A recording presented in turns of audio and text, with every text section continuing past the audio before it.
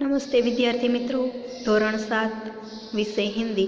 આજે આપણે લિંગ અને સર્વનામ વિશે અભ્યાસ કરીશું, જે રિવિઝન કરીશું. આગળ પણ આપણે શીખી ગયા કે પુલ્લિંગ, સ્ત્રીલિંગ કોને કહેવાય, સર્વનામ કોને કહેવાય. આજે ફરી એકવાર આપણે તેનું રિવિઝન કરીએ કે સૌ પ્રથમ जिस पद से पुरुष जाति का बोध हो उसे पुल्लिंग कहते हैं। जिस पद से पुरुष जाति का बोध हो उसे पुल्लिंग कहते हैं। जैसे लड़का, बैल, कुत्ता, चूहा, कबूतर। जिस पद से स्त्री जाति का बोध होता हो उसे स्त्रीलिंग कहते हैं। जैसे लड़की, गाय, कुत्तिया, चूहिया, कबूतरी वगैरह. तो તમે અહીં જોઈ શકો છો અ વિભાગ અને બ વિભાગમાં. अ विभाग में लड़का, बैल, कुत्ता, चूहा और कबूतर ये अलग अलग प्राणियों के नाम हैं, ये पुरुष जाति है. और ब विभाग में लड़की, गाय, कुत्तिया, चूहिया, कबूतरी ये सभी प्राणियों के नाम हैं, ये स्त्री जाति के प्राणी है. व्याकरण में जाति को लिंग कहते हैं. इस तरह संसार के सभी प्राणियों को हम पुरुष जाति और स्त्री जाति में बांट सकते हैं.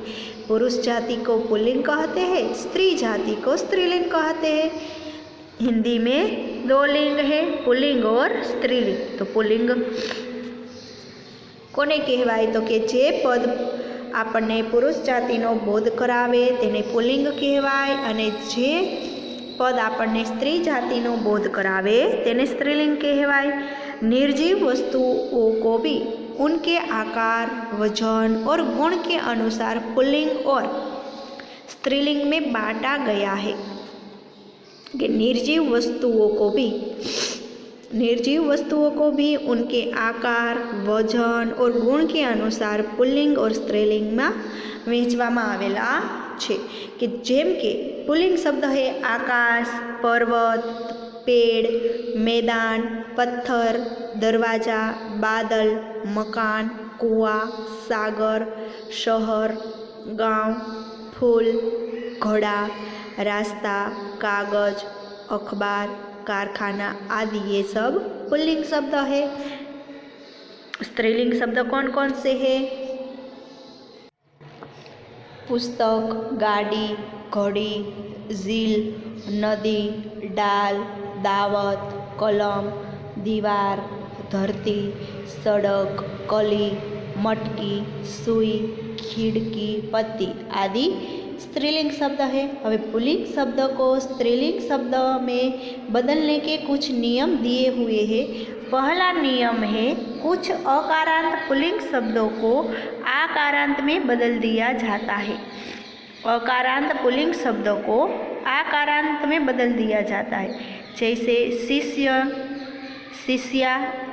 शिष्य में अकारांत है और शिष्या में आकारांत है, तो ये पुल्लिंग शब्द है, ये स्त्रीलिंग बनी गयो.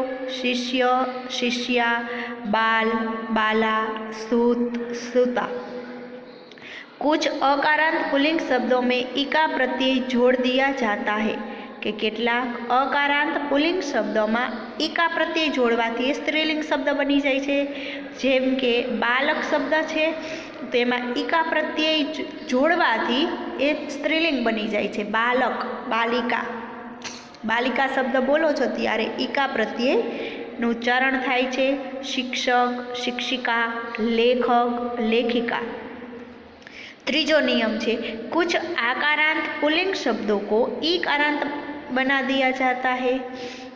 घोड़ा, घोड़ी, गधा, गधी, लड़का, लड़की. चौथो नियम है कि कुछ अकारांत पुल्लिंग शब्दों के अंत में आनी प्रत्यय लगाया जाता है. जैसे जेठ, जेठानी, सेठ, सेठानी, नौकर, नौकरानी, इंद्र, इंद्राणी वगैरह. पांचमो नियम है कि कुछ पशु पक्षियों के अकारांत पुल्लिंग नामों के अंत में नी प्रत्यय जोड़ दिया जाता है. जैसे शेर, शेरनी, ऊंट, ऊंटनी, मोर, मोरनी, व्यवसाय सूचक पुल्लिंग शब्दों के अंत में इन प्रत्यय लगाया जाता है, जैसे माली, मालिन। व्यवसाय सूचक ए जे व्यवसाय करता होय, माड़ी छे, धोबी छे, नाय छे, शुं छे, व्यवसाय करे छे, तो ए व्यवसायमां इन प्रत्यय मूकवाथी स्त्रीलिंग शब्द बनी जाय छे। मालिन, धोबीन, नाइन वगैरह। प्रायः सम्मान सूचक पुल्लिंग शब्दों के अंत में आइन प्रत्यय लगाया जाता है। सम्मान सूचक शब्द पुल्लिंग होय त्यारे पंडितनुं थशे पंडिताइन, ठकुराइन, चौधराइन वगैरह। कुछ पुल्लिंग शब्द के स्त्रीलिंग अनियमित रूप से बनते हैं। पिता, माता, बैल, गाय, आदमी, औरत। कुछ महत्वपूर्ण पुल्लिंग शब्द है देश, अखबार। कुछ महत्वपूर्ण स्त्रीलिंग शब्द है आँख, नाक वगैरह जे अहीं आपेला है। घणा बधा शब्दों आपेला है, तमारे वांचवाना।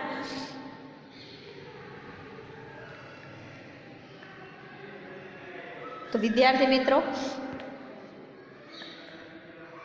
पुल्लिंग शब्द ने स्त्रीलिंग में परिवर्तन करवा माटे कया नियमों लागू पड़े छे, कया नियमों होय छे, ए तमने हवे ख्याल आवी गयो हशे कि अकारांत पुल्लिंग शब्द में आ जोड़वाथी स्त्रीलिंग बने छे। अकारांत पुल्लिंग शब्द में कोक शब्द एवा होय एमां एक प्रत्यय मूकवाथी ए पुल्लिंग स्त्रीलिंग बनी जाय छे। आकारांत पुल्लिंग शब्द में ई मूकवाथी ए स्त्रीलिंग शब्द बनी जाय छे। आनी के आणी प्रत्यय मूकवाथी ए स्त्रीलिंग शब्द बनी जाय छे। नी प्रत्यय मूकवाथी ए पण स्त्रीलिंग शब्द बनी जाय छे। तो वगैरह आ तमारे एकवार नियमों वांची लेवाना। त्यार पछी विद्यार्थी मित्रों आपणे जोईए सर्वनाम। सर्वनाम कोने कहेवाय? तो कि वाक्य में जो शब्द संज्ञा के स्थान पर उसके बदले में आता है, कि वाक्य में जो शब्द संज्ञा के स्थान पर उनके नाम के बदले आता है उसे सर्वनाम कहते हैं। सर्वनाम के प्रकार 4 है: पुरुषवाचक सर्वनाम, प्रश्नवाचक सर्वनाम, निजवाचक सर्वनाम और संबंधवाचक सर्वनाम। अहीं उदाहरण आपेला छे कि राम ने कहा राम अच्छा लड़का है। राम ने कहा मैं अच्छा लड़का हूँ। तो जे बीजा वाक्य में मैं नीचे લીટી करेली छे ए शुं छे? सर्वनाम। तो आपणे एक एक प्रकार समझता जाइए। सौ प्रथम आपणे लईए पुरुषवाचक सर्वनाम। तो पुरुषवाचक सर्वनाम के 3 प्रकार है। कौन कौन से? तो कि उत्तम पुरुष, मध्यम पुरुष और अन्य पुरुष। पुरुषवाचकना पण 3 प्रकार पड़े छे: उत्तम, मध्यम और अन्य। तो उत्तम पुरुष में शुं आवी शके? तो कि वक्ता अर्थात बोलने वाला व्यक्ति अपने नाम के बदले जिस सर्वनाम का प्रयोग करता है उसे उत्तम पुरुष सर्वनाम कहते हैं। એટલે કે જે વ્યક્તિ બોલતો હોય અને એ વાત કરી રહ્યો હોય તો એ પોતાના નામની જગ્યાએ જે શબ્દનો પ્રયોગ કરે છે તેને उत्तम पुरुष सर्वनाम कहे छे। बोलने वाला एक व्यक्ति है तो वह अपने लिए मैं सर्वनाम का प्रयोग करता है कि तमारू नाम होय कि गीता वाँचती होय अने गीता एम कहे कि गीता पढ़ रही है, तो गीता आवे बोलती होय तो ये शुं प्रयोग करशे कि मैं पढ़ती हूँ। तो ये जे व्यक्ति बोले छे तो एक ज व्यक्ति बोलतो होय तो ये पोताना माटे कयो सर्वनामनो उपयोग करशे? मैं। और बोलने वाले एक से अधिक व्यक्ति हो तो अपने नामों के बदले हम सर्वनाम का प्रयोग करते हैं। अने बोलवा वाला एक थी वधारे होय तो ये पोताना माटे कयो सर्वनामनो प्रयोग करशे? हम। इस तरह मैं और हम पुरुषवाचक सर्वनाम है। उत्तम पुरुष सर्वनाम के रूप एक वचन और बहुवचन में मैं, मैंने, मुझे, मुझसे, मेरे लिए, मेरा, मेरी, मेरे, ये सब एक वचन है। और बहुवचन हम, हमने, हमें, हमसे, हमारे लिए, हमारा, हमारी, हमारे। हवे आवे मध्यम पुरुष। हवे उत्तम पुरुषने ख्याल आवी गयो। उत्तम पुरुष सर्वनाम कोने कहेवाय के बोलवावाळा व्यक्ति पोताना नामनी जग्याए पोताना कोईपण सर्वनामनो उपयोग करे। एक व्यक्ति होय तो मैं अने एक थी वधारे होय तो हम शब्दनो प्रयोग करे तेने उत्तम पुरुष सर्वनाम कहे। त्यार पछी आवे मध्यम पुरुष सर्वनाम। तो कि जिस व्यक्ति से बात की जाती है उस व्यक्ति नाम के बदले आने वाले सर्वनाम को मध्यम पुरुष सर्वनाम कहते। એટલે કે જે વ્યક્તિની સાથે તમે વાત કરી રહ્યા હોય અને એ વ્યક્તિની તમે નામની જગ્યાએ જે શબ્દનો પ્રયોગ કરો છો તેને મધ્યમ પુરુષ સર્વનામ કહેવાય છે। તું, तुम, आप, ये मध्यम पुरुष सर्वनाम है। एक वचन कौन कौन से है? तू, तूने, तुम, तुमने, तुझे, तुम्हें, तुझसे, तुमसे, तेरे लिए, तुम्हारे लिए, तुम्हारा। अने बहुवचन माटे तुम लोग, तुम लोगों ने वगैरह शब्द है ये तुम लोगों का। त्यार पछी आवे छे अन्य पुरुष सर्वनाम। तो जिस व्यक्ति या जिन व्यक्तियों के बारे में बात की जाती है कि जेना विषे तमे बात करी रह्या होय एना नामने बदले आने वाले सर्वनाम को अन्य पुरुष सर्वनाम कहलाते हैं। यह, ये, इन, वह, वे, उन ये अन्य पुरुष सर्वनाम है। एक वचन और बहुवचन है। यह, इसने, वह ये बधुं शुं छे? एक वचन ने। बहुवचन ये, इन्होंने ये बहुवचन। अन्य पुरुष सर्वनाम में तो कि जे व्यक्ति अथवा तो जे व्यक्तिनी विषे तमे बात करी रह्या होय जे व्यक्तिनी तमे बात करी रह्या होय तेना बदले तमे जे शब्दनो प्रयोग करो छो तेने अन्य पुरुष सर्वनाम कहे छे। त्यार पछी बीजो प्रकार आवे छे। पहेलो प्रकार आपणे पुरुषवाचक सर्वनाम भण्या।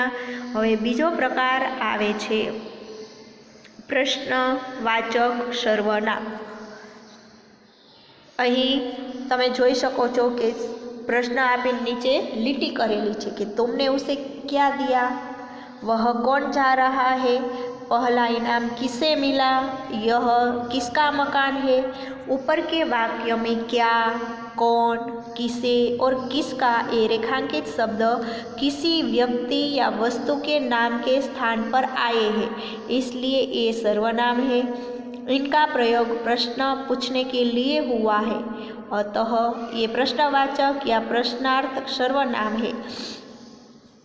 जिस सर्वनाम से किसी के बारे में प्रश्न किया जाए उसे प्रश्नवाचक सर्वनाम कहते हैं।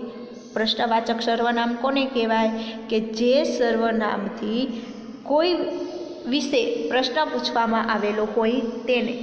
एक वचन ने बहुवचन तो कौन, किसने, किसे, किसको आ बधा शुं छे एक वचन। बहुवचनना कया कया छे तो कि कौन,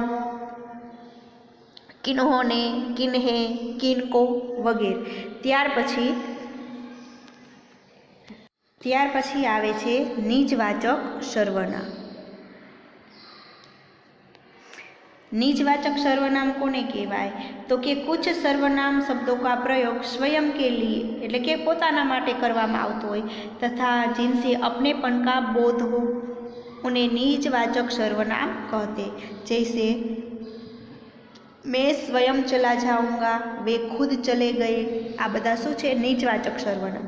त्यार पछी आवे संबंधवाचक सर्वनाम। तो वाक्य में संबंध बताने वाले सर्वनाम को संबंधवाचक सर्वनाम कहते कि वाक्य में जे संबंध बतावे छे तेने सर्वनाम संबंधवाचक कहे छे। कि जैसा करोगे वैसा भरोगे, जिसकी लाठी उसकी भैंस वगैरह जे वाक्य छे ए शुं दर्शावे छे संबंधवाचक सर्वनाम। त्यार पछी निश्चयवाचक सर्वनाम। तो निश्चयवाचक सर्वनाम कोने कहेवाय तो कि जिस सर्वनाम के द्वारा किसी पास या दूर की वस्तु या व्यक्ति का निश्चित रूप से बोध करवाया जाए। जैसे यह किताब कोकिला की है, तो यह शुं छे निश्चयवाचक सर्वनाम।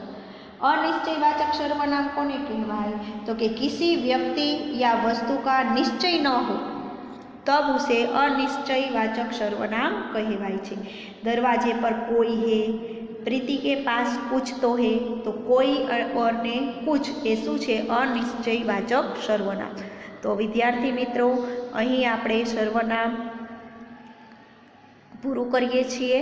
અસ્તુ, જય હિન્દ, વંદે માતરમ।